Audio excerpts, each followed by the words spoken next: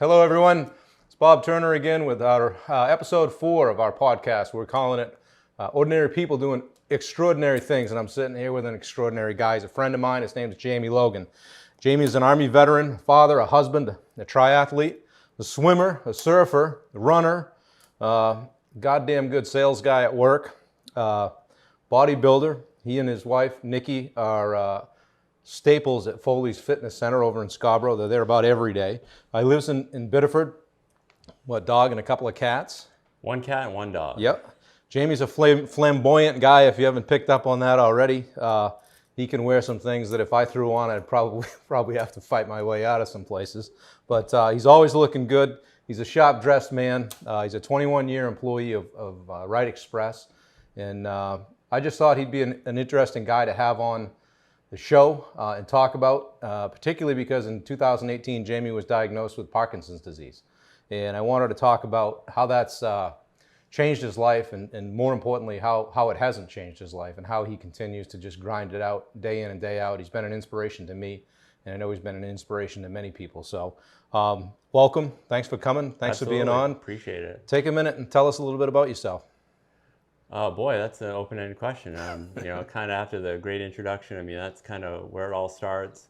Got diagnosed with Parkinson's, and obviously that was a big kick right below the belt when I found that out. But the signs and symptoms were kind of coming along, years beforehand. So I kind of had something. I knew something was going on. And what were the first indicators?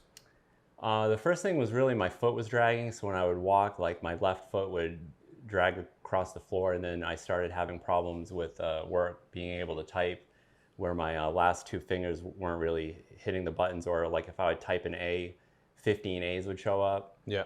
And so initially I thought, geez, with the weightlifting, the swimming, and being an athlete for my whole life, I just figured it was like a pinched nerve or something was going on. And what really was the biggest catalyst for me to go to the doctor to get checked out is we actually went dancing. And one thing you forgot is I'm an excellent dancer. I did leave that out. There's probably a few other things too, but we'll get to them. So we went dancing at Bubba's, and my feet weren't moving. And I looked at Nikki and I said, something's wrong. Like, I've done this dance move millions of times, and my body just was not working. So literally that was a Saturday night, called the doctor on Monday, went in, and that was the start of the rest of part 2 of my life, I guess, pre-Parkinson's diagnosis, and then where we're at now. That night at Bubba's, that wasn't the night they asked me to leave early, was it? I don't believe so. Well, good. It could have been, but I don't believe so. I think there's still a picture of me hanging up down there. Yeah. Wow. So yeah, I mean, that had to be tough. I mean, you were 45 at the time, 43? Yeah, I'm 46 now, and I think it was like 4 years ago, so I was 42, 43, so certainly way on the early onset Parkinson's spectrum. I mean, typically when I go to the neurologist, the people are in their 60s, 70s or older, so I go rolling in there, and it's not a common disease for people at my age to have. No, it isn't. It's and Parkinson's is something that's touched my family. My grandmother had it. Oh, I did not know that. Yeah, had it, and it was rough. I watched my dad struggle with keeping her home for the last 20 years of her life, and I think she was 64. And I remember as a kid, I could see, we went over one day and I could see her hands shaking like that. And we were trying to figure it out. And but yeah, it's not pretty, it's not fun, and it's hard to watch, And when I heard that you had been diagnosed, it was kind of a gut punch. But then I still saw you at the gym, and then I saw you still, and I'm like, well, what do you think? The guy's gonna just stop living? No. And then I heard you made a post and you sold your motorcycle. So it's been kind of I've seen you do a lot of really good things and kind of stay with it and keep good perspective, but then there's been some times where you've probably had some real lows. Yeah, I mean, to coin from one of my favorite movies, Shawshank Redemption, I mean, get busy living or get busy dying. I mean, I really just, I had some pretty down times when it first happened because, you're really stripping away a lot of the stuff that you love to do. I mean, like Bob was saying, I mean, I used to do triathlons, but, with this, just not going to happen. Had a motorcycle, we would go riding, and I had it I finally got one after wanting one for a long time. Rode a couple of years, then got diagnosed. Rode, I think, one more season, and then was it last year?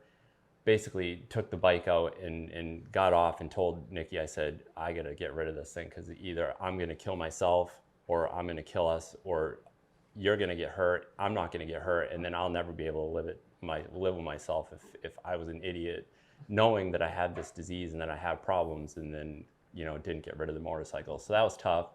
The one good part though is I actually did get to do my last ride with my father, who's had a motorcycle since he was 15. So that was actually kind of bittersweet, but yeah, I had to get rid of that. I had to stop doing the triathlons.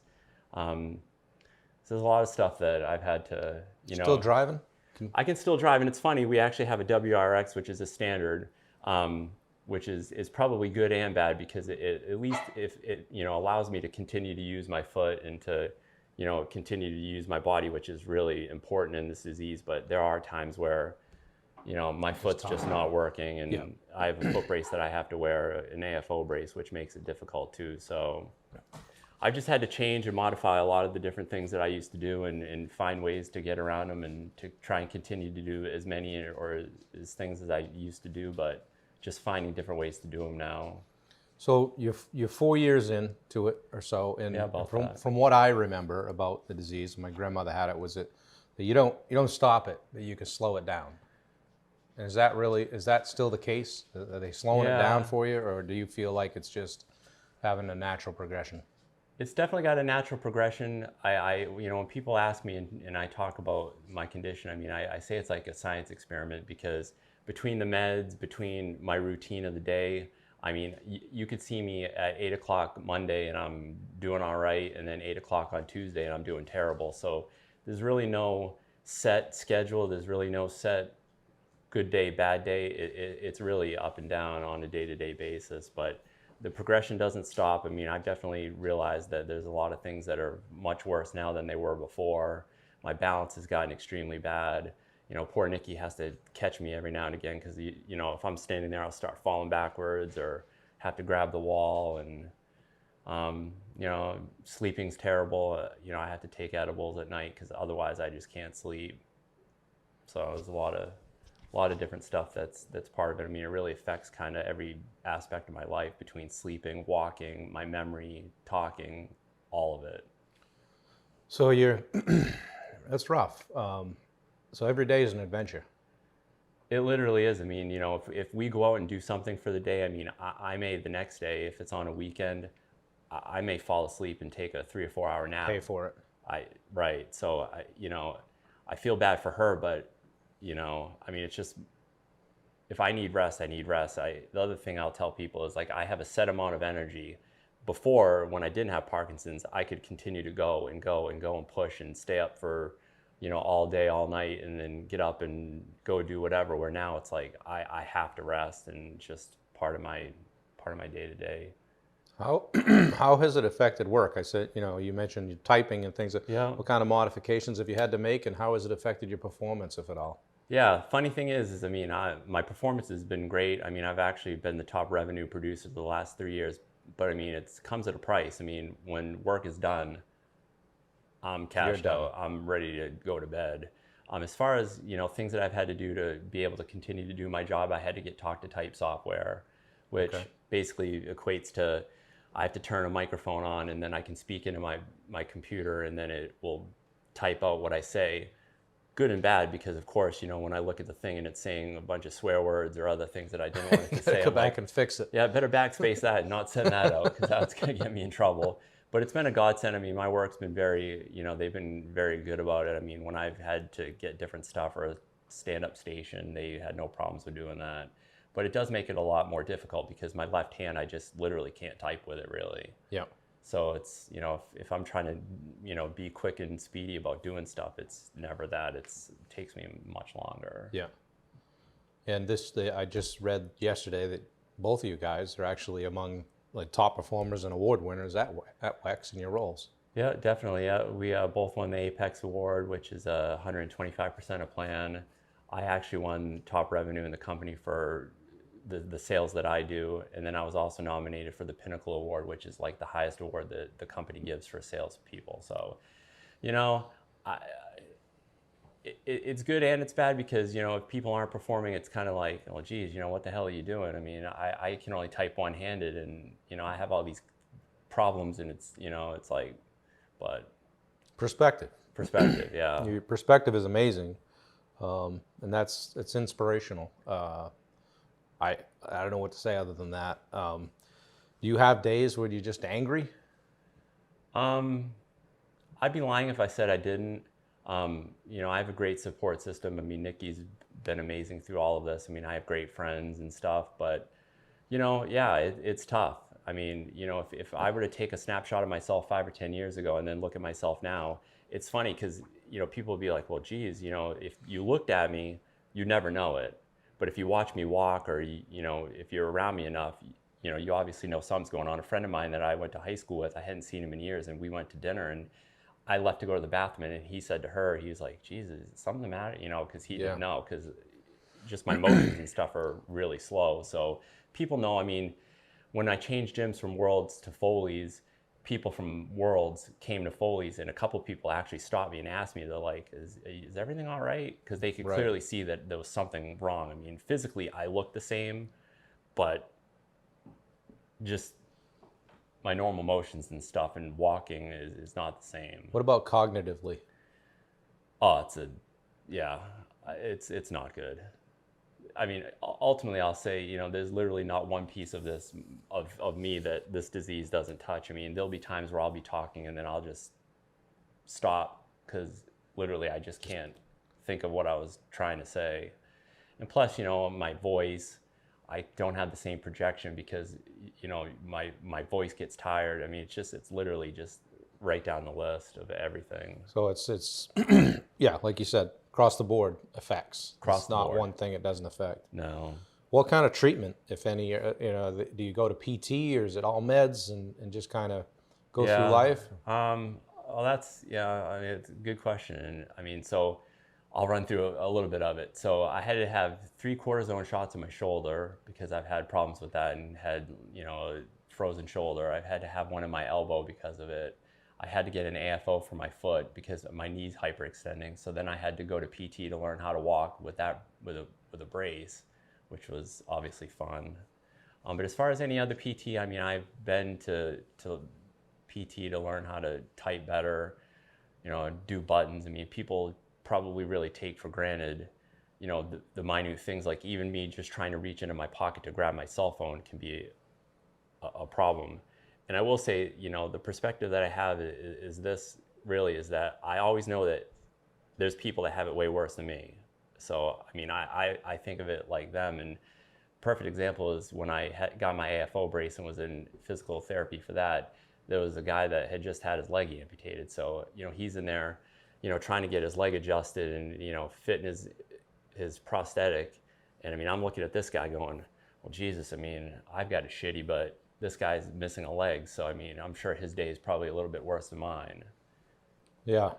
Again, perspective.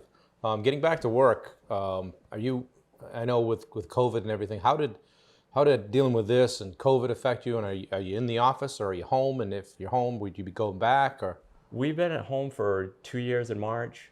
I don't know that we'll go back. I mean, I don't. They really haven't said one way or the other if we're going to have to. I mean, I think they're kind of leaving it up in the air for now. I mean, it's nice to work from home because, you know, I've got the creature comforts of home and it's just comfortable. I mean, I guess the biggest thing for my day-to-day is a set schedule.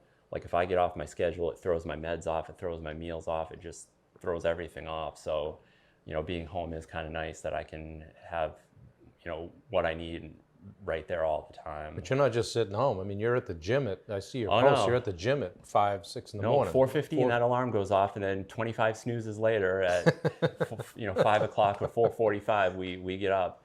Yeah, I mean, I've always loved working out. I mean, I used to actually be overweight, and lost 40 pounds, and then I bulked up doing heavy lifting to like 230 and was, you know, much stronger. And then I would cut down to do triathlons. And then, so, you know, now I'm kind of like staying status quo, but yeah, we get up and go to the gym every day. If I don't get up, it's funny because if I don't get up to go to the gym, I get sleep but then my body is so off that it's actually worse for me not to work out. And you're going every day? Yeah, we try and go 6 days a week. I mean, we do take Sundays off, and sometimes we do go. It just all depends. Yeah. Oh, maybe just go a little later in the day. Yeah, or a little later, and just get a quick session in, whether it's cardio, or just sometimes I'll stretch. I mean, I've just come to be more of like an intuitive gym guy now, where I'm not really counting reps or sets. I mean, I just kind of go, and once my body shuts off, because it's literally like a light switch. I mean, I could be lifting fine, and then all of a sudden my energy level's just gone. So I'm like, oh, that's it for me. I saw one video of you just sitting down on a box and standing up. Yeah, I had to do that. That was part of learning how to use this brace, because, I mean, I would show you, but it's on my foot. So I'll just... Yep. So basically... Check the kicks, though. Yeah. So basically what it is when I walk, my foot doesn't lift up. So when I walk, it just slams down into my knee. Drop foot. Yeah, drop foot. So I basically had to learn how to maneuver and walk with this. So one of the exercises they were having me do was to literally sit on a box and just stand up, because, with your balance being off and you're, having this disease, I mean, you really have to kind of protect yourself to make sure that you're not putting yourself in bad spots. So, right. Yeah, I mean, that day I just was literally sitting down and standing up on a box, and that was part of my workout. Have you gotten hurt? Have you gone down and gotten hurt? I actually have. So one night we were at home, and I stood up, passed out, fell back, hit my head, got knocked unconscious, broke my thumb. Didn't even know what happened. And she heard me, and I heard the big thud, and then she came running out. And yeah, other than that, I mean, I haven't really gotten hurt yet, because I mean, I'm probably more overcautious than anything, because I just know how bad my balance is, that I wouldn't dare do some of the stuff that I would do before, because I just know it's going to be a bad situation. Yeah. Well, talk to me about just your general outlook on life going forward, and are there things that you're doing today, like you said, get busy living or get busy dying, right? Are you fast tracking some things or pulling some things forward? Like, hey, I might like to go see the Grand Canyon someday. I've never done that. But are you saying, hey, I'm going to do that now because I may not be able to enjoy that later? Yeah, I mean, I haven't really started to do that too much as of yet, but I mean, I'd be lying if I said it's not in the back of my mind. I mean, I keep saying to Nikki, I'm like, I just want to make sure that, we're taken care of, because I don't know, I know for a fact that I'm not going to be able to work till I'm 65 or whatever most normal people do. So, I'm just really concerned with making sure that I don't leave us in a lurch, because, if I'm 46 now and I'm already having the issues I'm having at work, I mean, it's coming. I think that's probably one part of this disease and one part of my life that's the hardest to digest, to comprehend, and to really grasp, is I have no idea what's going to happen, when it's going to happen. It's kind of like you driving in a car and you're worried about getting hit by another car. Like, I don't know if I've got 2 years, 5 years, 10 years. I mean, I could go from being how I am now to 5 years from now having dementia and being homebound. I mean, there's just no way to know, and the doctors can't tell you, because there's no timetable. I mean, that's the biggest mental mind F of the whole thing, truly. Right. Yeah, and there's no answer to it, and everybody's rate of progression is different. Oh, absolutely. I mean, I go to the neurologist every 3 months. So, I mean, I'm in there 4 times a year, and, he runs me through the tests. And it's funny, because if I'm in there and my meds are on, I look like a champ. Right. And then I go home and I'm all effed up and I can't move. And it's like, well, Jesus, I just was in there and I looked great. And he's like, oh, you're moving great. And it's like, for Nikki, she sees me all the time. So she sees me at my best and sees me at my worst. Like, for people that don't see me all the time, they may see me and be like, oh, you look like you're doing great. But then they're not going to see me when I get up in the morning and I'm doing the Frankenstein shuffle, because my feet aren't working. And then I had to get a cordless toothbrush or electric toothbrush, because my hand just literally won't. I wasn't able to brush my teeth anymore, which sounds juvenile, but I mean, that's just reality. Well, you're just making modifications and accommodations, and I have to wonder. I mean, you came down with it and diagnosed with it at a time in your life where you're pretty healthy. I mean, I guess my question is, like, what would this look like if you were 350 pounds and smoked and drank, and I wonder what kind of... Yeah, I mean, there's no question that, if you have this and you let it take you over and consume you, it's very ugly. Yeah. I mean, if I didn't have the, you know, like I said, if I didn't have Nikki and people around me that kept me motivated and just myself keeping myself motivated, I could see where people could really go down some dark, dangerous places and really just kind of give up. Because I'll be honest, the only time that I feel good is when I'm asleep. Wow. I mean, like right now, my leg is shaking. Yeah. I mean, I drive in the car and my leg falls asleep. I mean, Yeah. it's not good. It's not a pleasant thing. I mean, I wouldn't wish this on President Biden. I wouldn't wish this on anybody. I mean, Right. I don't care if how much I don't dislike them. I mean, it's just an Right. ugly disease. It's just Wouldn't wish it on your worst enemy.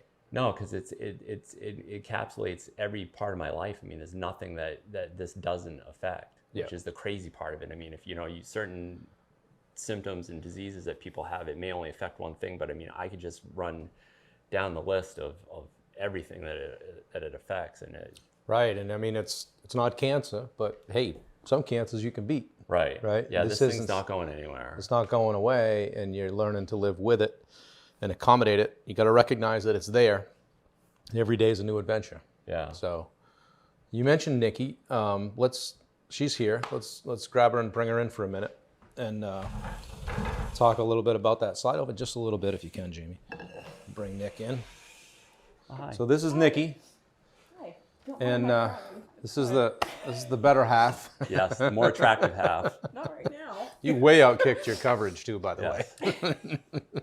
So welcome. Thanks for coming on. And Thank you for having me. as we said, you guys have been together about 5 years, and he's had this 4 years. I mean, how did that land on you? And how did you feel when that came down? And oh my God, here we go. And that's a lot. I mean, the first thing for me was being there for him, but the biggest thing was his kids to me, Right. Because they are like his everything. Yeah. So I mean, when this was diagnosed, that was a really hard thing for him to tell them. For me, I loved him through thick and thin, so I'm just going to be by his side no matter what. Right. Clearly. It Yeah. doesn't really matter to me what. Well, happens. yeah, I mean, he's lucky to have you. I follow you guys on social media, and it's is it Fit IT Couple, Fit Yeah, I underscore think it's IT. fit You made underscore it underscore couple. Yeah, we'll put it in the notes. But you guys are a fun follow, as the kids say. But you're part of this, and you're keeping him going. And are there days when he needs a kick in the ass, and are you delivering that? Is there a tough balance with the tough love and the compassion and empathy? I mean, he is way more positive than I could ever imagine. He actually kicks me in the ass every day. Yeah. So, just like he doesn't let anything get him down. So that's a huge thing. I mean, he's very positive. He has a schedule, as he's mentioned a few times. Yep. So if he's not throwing that off, then I feel guilty because he's not feeling well. His work, he doesn't feel comfortable. And I mean, for me, it's just making sure we follow that. And if we do, then he's good. I mean, I am a few years younger than him, so there are a few things I'd like to go out and do.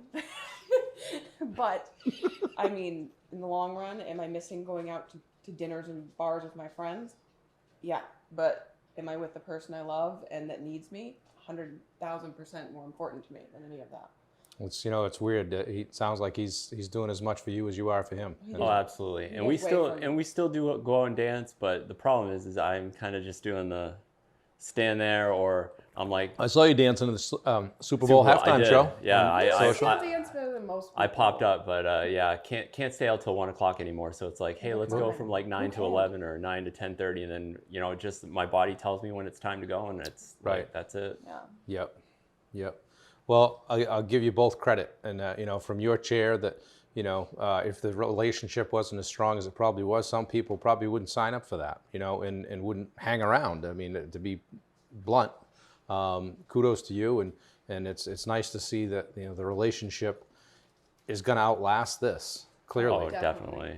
I mean, I know he mentioned a fall earlier, and that was probably the scariest thing for me because his son Noah was living with us at the time, and Noah hadn't really seen anything really bad. Yeah, tough. And like the change in his eyes, it broke me Yeah. because that child, you were everything to him, and it just like finally hit him, and it killed me. How has it gone with the kids? You have 4 kids, Yeah. and all grown up, and how has that gone with them? And I'm sure each one of them probably has digested it a little bit differently. See dad struggling. Yeah, I mean, I'm sure it's tough. I mean, it's one of those things that if you're not around it all the time, I mean, it's easy to probably, take it and just put it in its place. But it's when you for her or myself, I mean, living with it every day and all day, it's just different. Because even like my dad, I mean, I see him quite a bit, but I mean, there's no way for somebody who doesn't see you on a day-to-day basis to realize like what it's really like, so I just, it's one of those things where, you just hope that you can, love them and do as much as you can while you can. And then, it's obviously going to at some point not be the case. Right.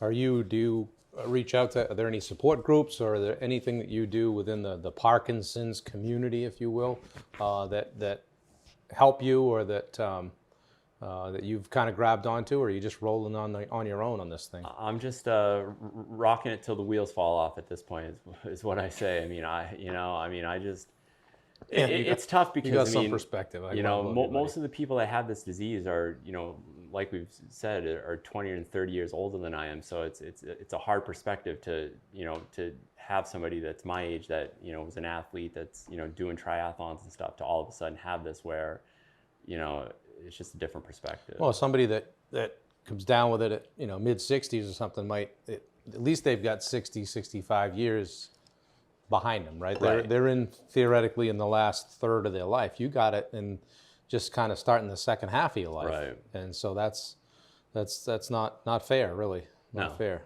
No. I mean, for me personally, I'm that person that's like researching everything that could, right. Fix, like he could Never know. Yeah. And of course it's probably irritating to him because I'm like, nope, they're gonna fix it. You're gonna be fine. So like I'm like probably in the denial aspect of it, even though I know it's there. But it's just like if I crack, it'll be worse for him. So you got to stay strong for your I mean, I'm hopeful that something will happen, but I just got to be realistic in the fact that I can't build it up too much, because if it doesn't happen, then that's going to be crushing to myself. Like if I think that down the line, boy, I just got 5 more years and then this thing's gone. Where realistically, right, you can muscle through it or grind it out. Yeah, where realistically, I mean, I've just got to go into it, hoping for the best, but expect the worst. I mean, you were in the military, right? In the Army, so I'm sure that, you're no stranger to getting through tough stuff. No, no, and it's funny, my Army life I was a human research volunteer. So I sat in cold water and cold ice chambers and tested stuff and drank solutions and did all kinds of crazy stuff. Jesus. Yeah, so I mean, it was an experience. Yep. What's it's kind of a cliche question, but is there? I mean, you have a routine. What's a typical day? You guys are up. You go into the gym. You come back. You work.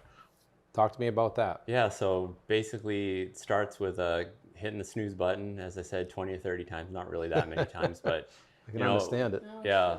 So get up. Take my first set of meds. Get our stuff ready for the gym. Go to the gym. Usually work out probably an hour or so. Come home. Take more meds. Have some cannabis to get me through, and then we work. Basically have the same set eating schedule. I mean, every day, and then whatever we do at night, and then bed early because we gotta get up the next day. And you're eating clean. You must be eating clean. Eating clean, yeah. No, we're on Foley's fitness diet plan. So yep. No, I mean it's I've been doing that for a while, not necessarily through him, but trying to eat clean. Because one of the other things about this is like my appetite's just literally not there. So right.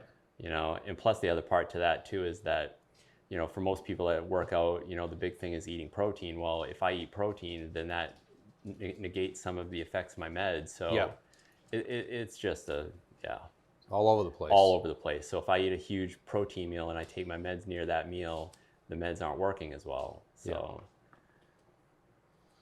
Well, I appreciate you sitting down, just taking some time to do this. Oh, absolutely. When I started this podcast, I said to Mitchell behind the camera, I said, I'm going to find 52 people that I think are extraordinary. And you were like one of the first 2 or 3 people that came to my mind. And one might say, well, it must be somebody that's done a bunch of marathons. It must be somebody that's, that has all these athletic accomplishments. It's quite the opposite, really, because what you're doing every day far outweighs anything that I've seen from anybody athletically or just in life. And to be able to have the attitude that you have is inspiring to me. It's just amazing. What would you say to somebody that's watching this that is struggling with something, whether it just be in life or whether they're struggling with an illness and having a hard time putting one foot in front of the other? I mean, I think your attitude and your mind can be your best friend and your worst enemy. If you let certain thoughts overcome you and succumb to negative thoughts and negative processing and putting yourself in bad positions, I mean, that really can be a huge detriment to you. I mean, I try and take every day and make it as good as I possibly can, because like I said, I know for a fact that there are people that have life way worse than I do. I mean, I have a great wife, I have a very good job, I have a great family, I still have my mental capabilities as much as possible, and I have a set amount of things that I can do, and I'm going to do those. And yeah. Well, I'll tell you what, there's been a couple people, this is only our fourth one, and there's been a couple people so far that I'd like to have back on it, to wrap up the year too. And I hope that we can sit down and do absolutely. this again. It's been amazing. It's been, eye-opening, tough. I mean, I went over some of these questions with you before we sat down, and I said, is there anything that you don't want me to ask? And you said, no, let it rip. So yeah, I'm pretty much an open book. I mean, I look at it like, I mean, this is my life, and I mean, I'm sure that there's people out there that are struggling with similar things, or maybe have a relative and don't know how to act towards them and stuff. And it's like, I think a lot of people will ask her questions about me instead of just asking me, and I have no problem. I mean, I'm the one that lives it. I mean, it's not like I did anything to get this. It just happened. And if I can help people and motivate people, I mean, I just think people are capable of a lot more than they probably give themselves credit for. And even just getting out of bed and going to the gym is a chore. Right. So it's like, just getting there is half the battle. I mean, for people that aren't in shape, or, want to start losing weight, or, get in shape, or whatever your reasoning behind it is, you can do it. You just got to do it. I mean, there's a million reasons as to why people can or don't want to do stuff. But, if you kind of strip some of those back and say, really what's holding me back, it's probably so minuscule in the grand scheme of life that, when you talk to other people, or, you see these people that were in the Gulf War or whatever that are missing both arms and legs, and they're still amputated and, have prosthetics, and they're still, kicking ass. I mean, it's like, look at that guy. Right. Why can't I do that? I have, both my arms, my legs, I'm healthy, and I'm still choosing not to do something that I'm wanting to do for capable of doing whatever reason. Right. Take away the obstacles for why you think you can't do something, and just do it. I alluded to, doing some things that you may not be able to do later. Is there a bucket list item that you might check off sometime in the next couple of years? I mean, the problem is physically, I mean, all of those things are probably already gone. Yeah. I mean, but I haven't really come up with anything as of yet. I'm sure there's some stuff on the list. Maybe Nikki can come up with something. Yeah, so. It's just traveling. It's tough. Yeah, it's just tough because I think that we try and do everything that we want to do now. I mean, as far as the big bucket item list, haven't really come up with anything yet. Yep. Anything from you? I'll give you a lot of credit. I mean, He's the main. He does it all himself. I just am his little cheerleader. But yeah. I mean, for me, he has a grandbaby coming, so I think for him, spending that quality time. Your grandfather, boy or a girl? Girl. Nice. So I think that's major. I Yep. mean, I'm a huge believer in family. So for me, that's a massive, massive thing. Yep. Tough. There he is. He had to make an appearance. Of course. Might as well get him in the mix. More fun. Yeah. No, just for me, just spending time with family, being with I have an amazing group of friends that love and adore him so much, and they always check in and make sure he's okay. One of my best friends, Chelsea, is an occupational therapist, so she just kind of takes the mama roles a lot of the time. All my friends are so supportive every day, and I appreciate them for loving him as much as they do, and his friends are great. But for me, the bucket list is just family, spending time with friends, doing things we've wanted to do, and you know, this is a marriage that I've wanted my entire life, so I finally have it. So that's really all that matters to me, is being with him. That's right. Well, good for you. You guys are awesome. Thanks for coming. No, we appreciate it. It's a great forum to, you know, get a story out there, and you know, if it can touch a couple people, that's, you know, it's important. Yeah, that's kind of what I thought, and it's kind of what I set out to do. You know, I've done some coaching and done, you know, always seem to be that kind of guy that's out gathering people and saying, hey, let's do this. And this just kind of spoke to me and said, you know, I kind of just got to do this. And it started with Mitchell and I doing videos, and he came in one day. We've said this before, but he came in one day and I said, we're doing a podcast. So, and so ready, go. Yeah, here we go. So that's kind of the way I've dove into a lot of things in life, and it always usually works out. So, and then that there being doing that right there led to this. Yeah. So it's all, you just, sometimes you don't know where you're headed with things, and you just do it, and you just jump, and I'm glad we did. So thanks for coming. Thank you guys for listening. We'll put some notes in the bio, the write-up, the copy, whatever. Mitchell's trying to tell me what to say. I don't really know. I'll put some notes in, and you can follow these guys on Instagram, mostly Instagram, I think. Yes. They're fun. They're at the gym every day. You can pull some motivation from them. I do. I'm like, I ought to go to the gym today, but shit, there's Jamie. He's at the gym already. Drive over and still miss him. So, but anyway, thanks for listening. Thanks for checking this out. I just thank you guys again, and we'll follow your journey, and we appreciate stay in it. touch. No, All right. Thank you. Thank you. Appreciate it. Take care.